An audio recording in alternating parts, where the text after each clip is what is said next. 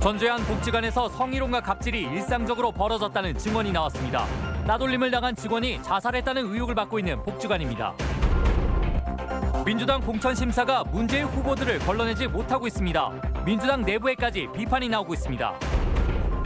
음식물 쓰레기를 먹어치우는 곤충이 관심을 모으고 있습니다. 쓰레기 양을 획기적으로 줄이는 곤충으로 농촌진흥청이 육성하고 있습니다. 여러분 안녕하십니까? 전주의 한 복지관 직원이 따돌림 때문에 스스로 목숨을 끊은 게 아니냐는 보도 지난주 해드렸었는데요. 뿐만 아니라 이 복지관에서 간부 직원의 성희롱이나 갑질까지 추가 의혹이 제기되고 있습니다. 한범수 기자입니다. 장애인 직원이 따돌림을 견디지 못해 스스로 극단적인 선택을 했다는 의혹을 받는 전주의 한 장애인 종합복지관. 이번에는 간부급 직원 A씨가 직원들에게 성희롱 발언과 폭언을 하고 갑질을 했다는 주장이 나왔습니다. 치마 입은 사람이 꽃다발 전달을 해야지 라는 말을 하고 많은 사람들 앞에서 네가 그러니까 남자친구가 없지 결혼을 할 수 있겠냐 그런 말을 이게 너무 여자인 게 수치스럽고 복지관의 한 계약직 직원은 이 간부가 재계약이 걸린 인사고과를 빌미로 자신에게 잘 보일 것을 요구했다고 주장했습니다. 너를 어떻게 평가해야 될지 모르겠어. 어떻게 잘 써줄까? 뭐 이런 식 얘기할 때도 많고 계약이 연장이 안 됐었어요. 근데 또 그때 하는 말이 너는 왜 가서 아부 같은 건 안 하냐. 그러니까 네가 잘리는 거다. 이런 문제를 복지관에 알려도 되돌아온 건 참으라는 말뿐 묵살당하기 일쑤였고 복지관 측이 알면서도 묵인했다는 게 직원들의 주장입니다. 부하직원이 어떻게 하길래 부하직원이 맞춰 가야지. 그리고 관장도 그냥 팀장 말만 듣고 선생님이 팀장한테 입금 좀 받아. 왜 그렇게 입금을 못 받아가지고. 복지관 측은 사실을 인정하면서도 간부들 개인의 성격 때문이라며 별 문제가 아니라는 태도입니다. 계속 조치를 해줘야 안 하겠어요. 직원들을 품어야 된다. 그런데 40 넘은 사람들을 쉽게 성격이 바꾼 것은 아니더라고요. 장애인 복지관에서 장애를 가진 직원이 따돌림으로 죽음에 이르렀다는 의혹 속에 이번에는 성희롱과 갑질 주장까지 터져나와 명확한 조사가 시급해 보입니다. MBC 뉴스 한범수입니다. 민주당의 지방선거 경선을 놓고 말이 많습니다. 비리 논란이 있는 후보들까지 줄줄이 경선에 참여하자 공천심사는 뭐하러 한 건지 궁금해하는 사람들이 많습니다. 김한광 기자입니다. 더불어민주당 전북도당 공천관리위원회가 정읍과 순창, 고창, 장수 지역 단체장 후보 경선 자격을 정밀 심사했습니다. 정읍은 이학수 후보의 설 명절 선물 제공과 김석철 후보의 한국방사선진흥협회 부당 취업 의혹이 쟁점이었습니다.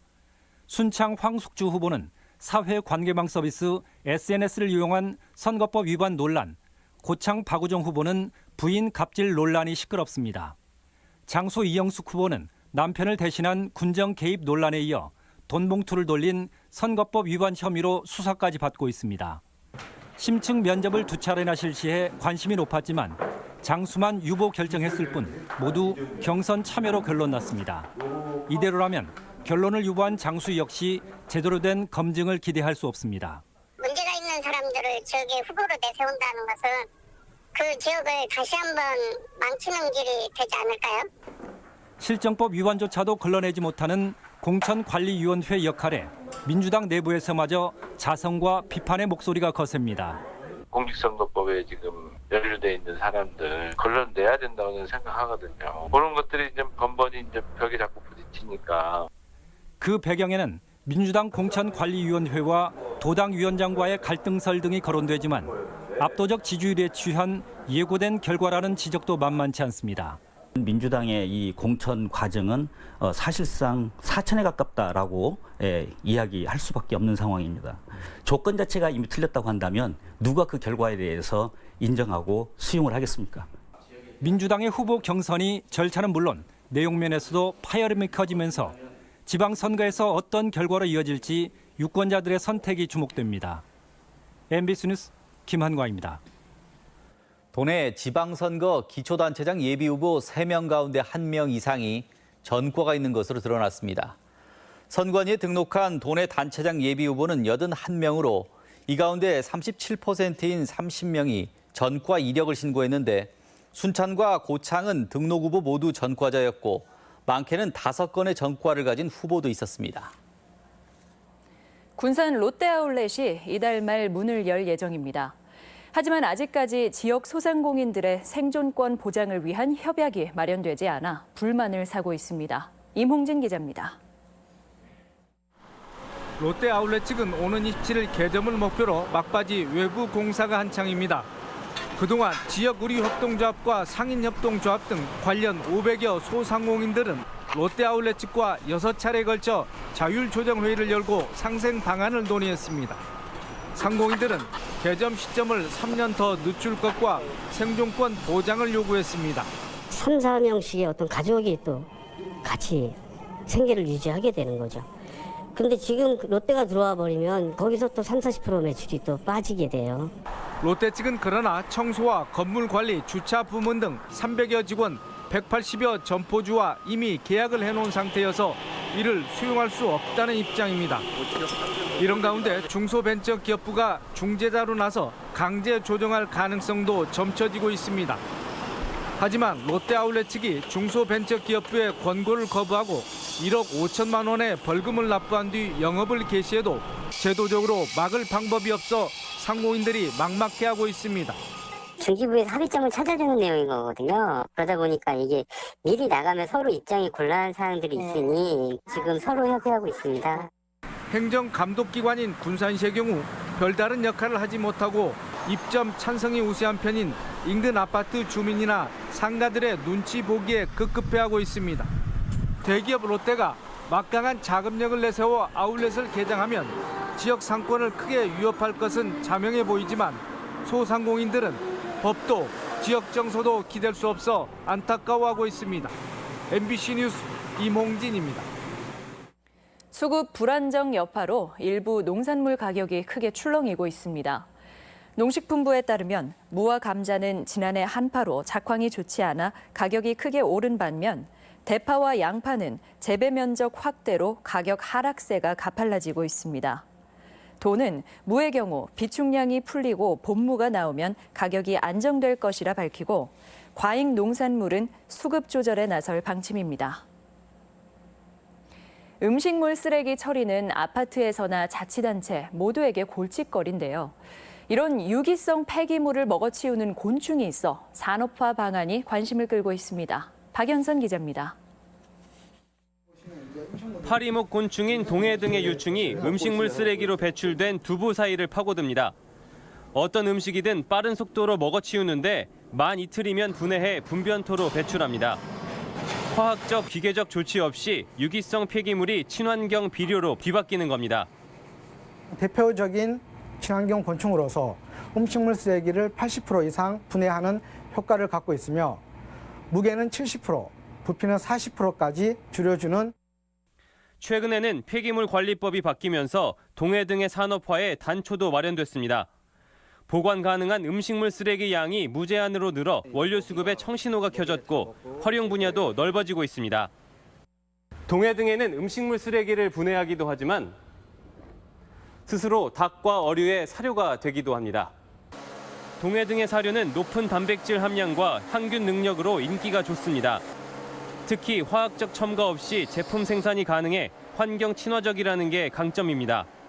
화학물질을 쓰지 않아도 되는 친환경 사료로 단백질 함량이 높고 면역력 증강에 도움이 됩니다.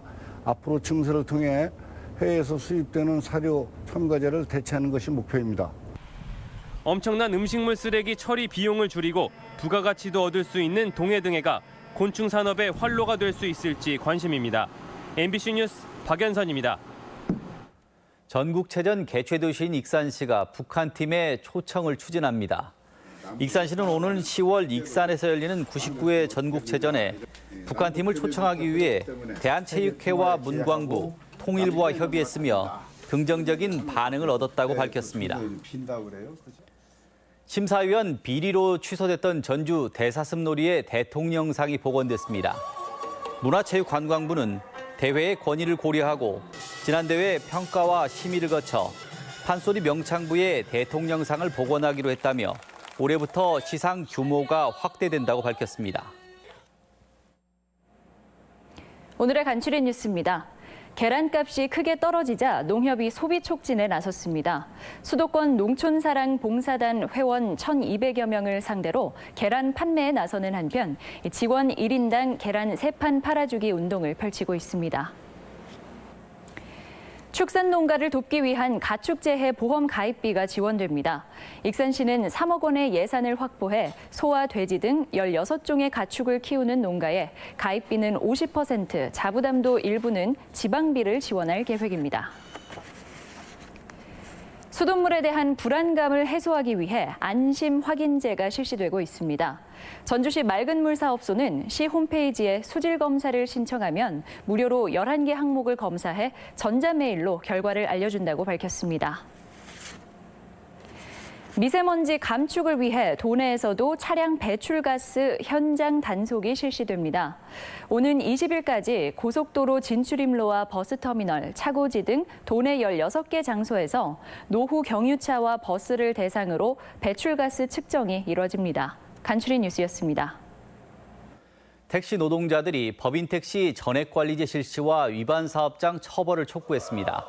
전액관리제 시행 전북 대책위는 전주시청 앞에서 기자회견을 열어 기사들이 산악금을 채우려 장시간 운전에 사고가 이어지고 있다며 월급제인 전액관리제 시행을 주장했습니다.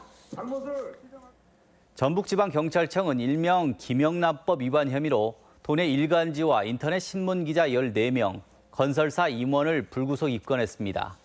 이들 기자들은 지난해 남원에 아파트를 분양한 한 건설사로부터 홍보 기사를 써주는 대가로 각각 현금 수백만 원을 받은 혐의를 받고 있습니다. 지방선거를 앞두고 경찰이 불법 선거운동에 대한 단속을 강화합니다. 전북경찰청은 6.13 지방선거 전담팀을 구성했습니다. 전북권 뉴스였습니다.